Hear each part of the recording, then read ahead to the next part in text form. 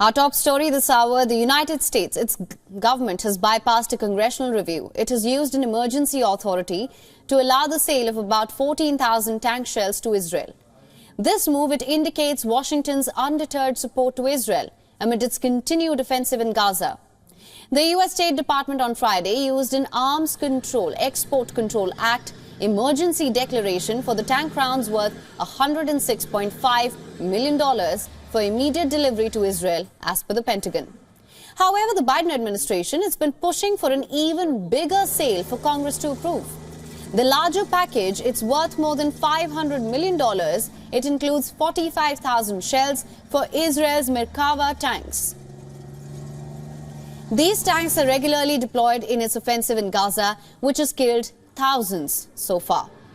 The latest move comes as the Biden administration has found it increasingly difficult to pass foreign funding packages in a divided U.S. Congress, where the House of Representatives is controlled by Republicans and Democrats hold the Senate. Earlier on Wednesday, Senate Republicans blocked an effort to provide more funding for Ukraine to fight its war against Russia in a bill that also included funding for Israel and Taiwan. U.S. State Department has justified the bypass of congressional review as it says an emergency exists for an immediate sale. Just a day before, U.S. vetoed a UNSC resolution for an immediate ceasefire in Gaza. However, military aid to Israel also comes amid an increased pressure by the United States on Israel to protect the civilians in Gaza. Meanwhile, Washington has also highlighted that there's a gap between Israel's promises to protect civilians and the outcome.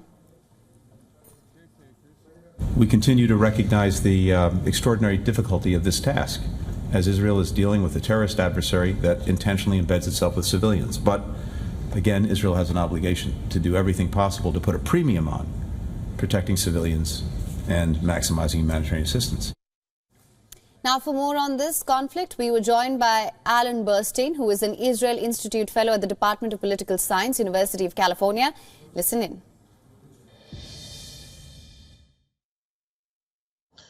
Well, Israel was very fearful that Hezbollah was going to enter the war with Hamas, and Hamas mounted a lot of pressure on Hezbollah to join the war on October 7th. And I think that everyone's a little bit surprised that Hezbollah did not join the war. And there's all kinds of thoughts and intelligence on why that may be. And the reason is likely that Hezbollah is scared that it'll drag Lebanon into a war that will then make it lose favor in Lebanon.